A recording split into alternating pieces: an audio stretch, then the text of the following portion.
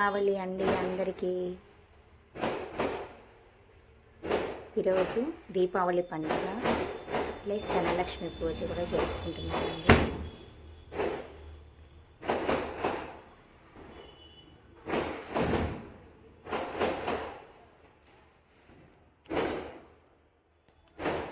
ఈ క్షీర దీపం అనేది పాలల్లో ఈ విధంగా వేసి పెట్టానండి. పాలల్లో చిన్న ప్రమిదతో ఉన్నదే మట్టి ప్రమిద తీసుకుని ఈ విధంగా జరుపుకున్నామండి.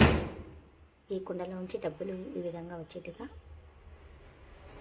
మట్టి కుండలంటే అమ్మవారికి ఇష్టం కదండి.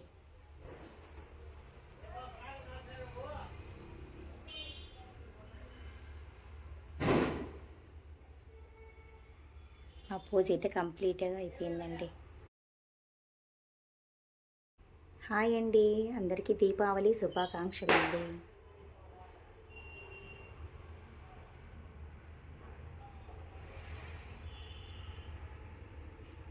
అమ్మవారికి ఈ విధంగా నేను డెకరేషన్ చేసుకున్నానండి. లక్ష్మీదేవికి ఈ విధంగా వేశాను. క్షీరదీపము అంటేనా నేను మట్టి ప్రమిదల్లోనే ఒక చిన్న దీపం వచ్చేది తీసుకున్నానండి. దాని లోపల పాలు వేసి ఇట్లా నెయ్యి దీపం పెట్టేసుకున్నాను.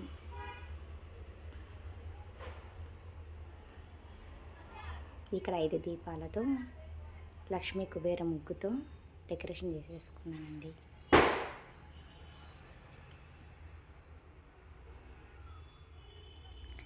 అందరికీ దీపావళి శుభాకాంక్షలు అండి, మీకు మీ కుటుంబం.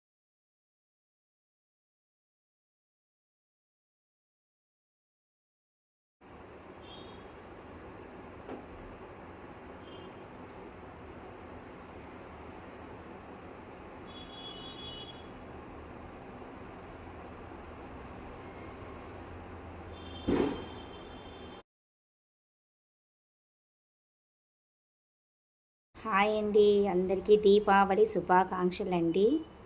నేను చిన్నదిగా లక్ష్మీ కుబేర ముగ్గు వేశాను. పైన తామర పువ్వు 5 దీపాలు పెట్టానండి.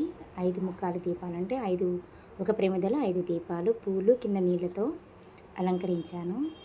ఇంకా స్టార్ట్ చేయాలి. ఇంకా 7 కాలేదు. 7, 8కు ధనలక్ష్మి పూజ చేసుకోవచ్చు అనేసి అన్నారు కదా, అందుకని ఇంకా 7 కాలేదు.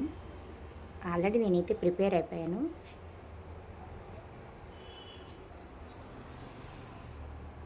ఇక్కడ 10 రూపాయల కట్టలు బ్యాంక్వి తెప్పించానండి, అవి పెట్టాను. ఇక్కడ లక్ష్మీదేవి ధనలక్ష్మి ధనం కురిపించినట్టు డెకరేషన్ చేసుకున్నా.